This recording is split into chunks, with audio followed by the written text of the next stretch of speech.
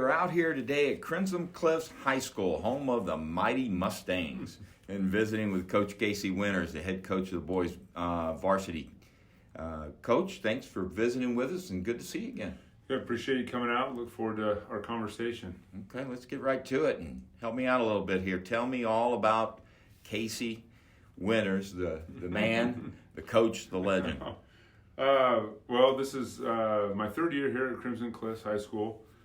Previous to that, I was at Dixie State University. I was an assistant there with Coach John Judkins for 6 years, and previous to that, I was at Bear River High School, varsity coach there up in northern Utah. So I believe this is my 15th or 16th year of coaching.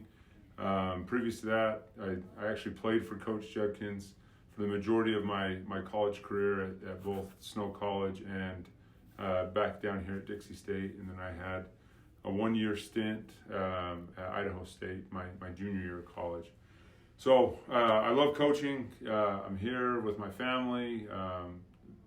Married my wife about 15 years ago. Then we got a son that's 13. We got 2 daughters, and then our youngest is a son, and they're at just about every game. So we love basketball. We love St. George. Basketball is a big part of our life, so we're excited for a new season. Great. Didn't know a lot of that. Looking back on everything in hindsight, would you do it again? Yeah, absolutely. I look at my playing career, and I loved it. Bear River was an exciting time for us because I was fresh off my playing career, and it was just the first person that took us. We had no connections to the Bear River community, so we left St. George, moved up to Tremont, and had a great 4 years up there, and things have just kind of fallen into place. And being here at Crimson was a blessing for us, and so we're thankful that we were able to start this new school and do some things here that obviously haven't been done before. And so we consider ourselves very blessed for the opportunities that we've been given. Okay, let's talk about the Mustangs this year. Came close last year. Yeah, we did. Looking back, had a great run. Yeah, it's hard to look back because it's when you're in the moment, maybe you don't realize how close you were or how good we were. And looking back, it's like, man, we had opportunities to beat Cedar, in that quarterfinal game, and then who knows what happens after that. And there's just a few plays here or there that we didn't make or didn't go our way, and ended our season. But I was real happy with the progress that we made from year 1 to year 2, and we're looking to do the same thing year 2 to year 3. Okay. Take a turn here a little bit and let's talk about officials, sports officials, referees. When you hear those terms, what's the knee-jerk reaction? As a coach, I probably have a different attitude towards it than maybe parents or fans or things like that. They're just as important to the game as any player or coach. So I have deep admiration for referees and officials. It may manifest itself in weird ways through the course of a season, but I really do appreciate everyone that officiates. I have some really good friends that are officials, and so for me it's just another way that I've been able to build relationships.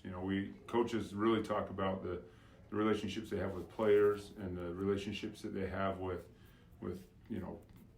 their coaching staff and parents and community members. But some of the best people I know and that I've got to know are officials, through my coaching career. So I really appreciate and respect what they do. Okay. Game day. Season starts today, right? Yeah. Specifically on game day, I know as a referee, I know I've got a game tonight. I know what time I need to eat lunch so that it digests fully. I know when I'm leaving for the game. I know who my partner is. I know the school I'm going to, all this stuff. And I have a regular routine. What's your game day routine? For us, it's not much different. Usually, at least in high school, you're typically always in school. So whether it's a Wednesday or Friday game, we get through school, try to get to the gym plenty on time, review scouting reports and review game plans and things like that, and just hope that what you've done in practice and in preparation leading up to it is good. I'm sure I'm like most players and even officials, where you still get the butterflies before games. You're a little bit nervous, a little bit excited, and then we kind of let things play out through the course of the game. Okay, where do the officials come into your mix for that? Is there a concern with officials? Who's going to be on time? How they're behaving? What they look like? I have never once in my whole career asked who an official was before they showed up. I know some coaches like to talk to their AD and jump on the arbiter and see who their guys are going to be.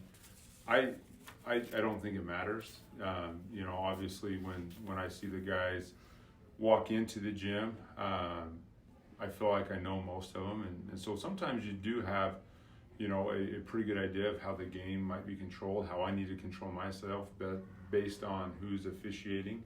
But I feel like, at least where we're at, there's no one that I'm concerned about having.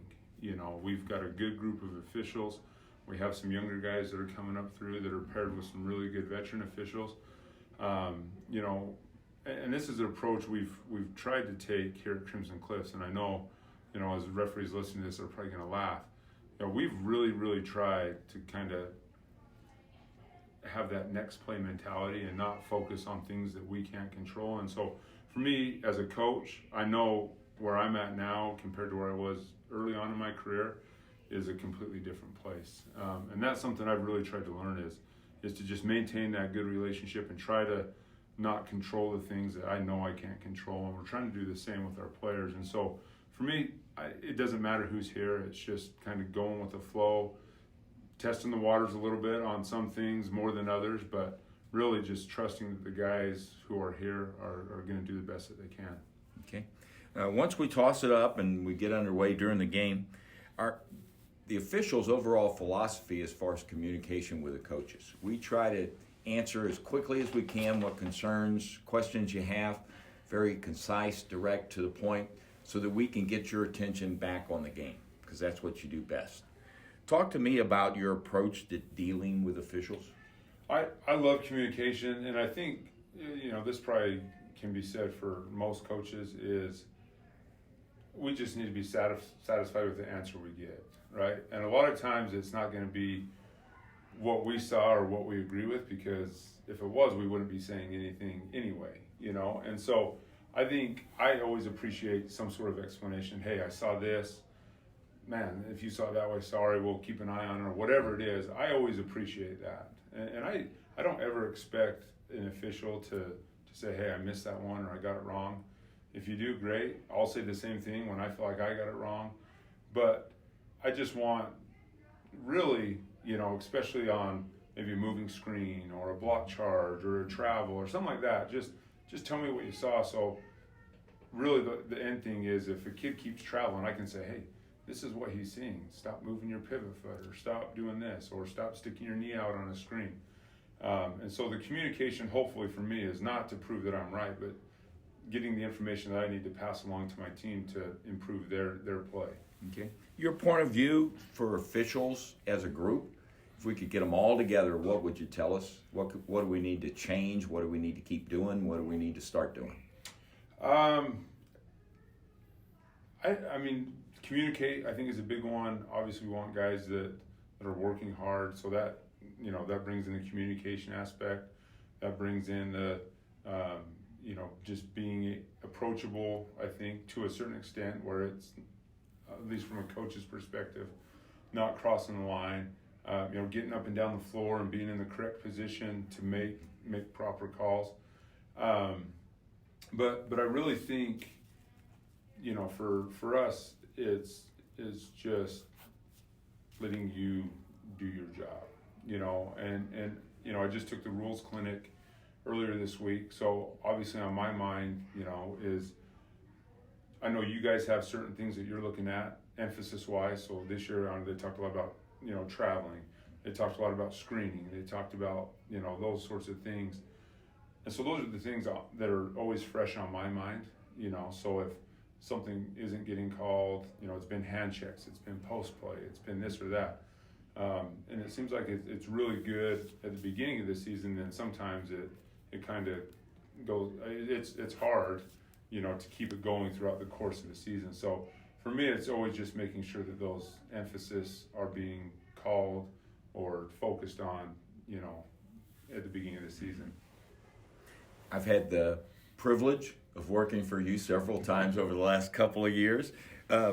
Putting you on the spot here, but what would you tell me, Bob Clark, as an official? What do I need to do better? Oh, and this is Bob, and this is, Monty Hawkins, and this is, Trent. Brian Abbott, he reffed me in high school.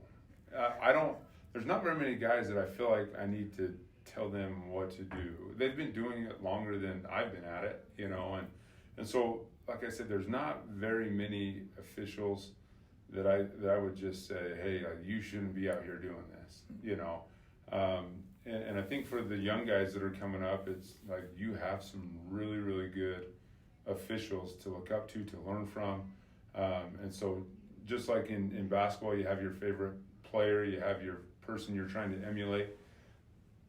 I think just, we're all getting a little bit older, and soon some of these veteran officials aren't going to be around. So I guess my biggest suggestion is just leave your wisdom, expertise, work ethic with someone else that's going to be carrying this group of officials on for the next decade. Okay. To wrap it up, final thoughts. What else do we need to know? Oh, I just look forward to a good season.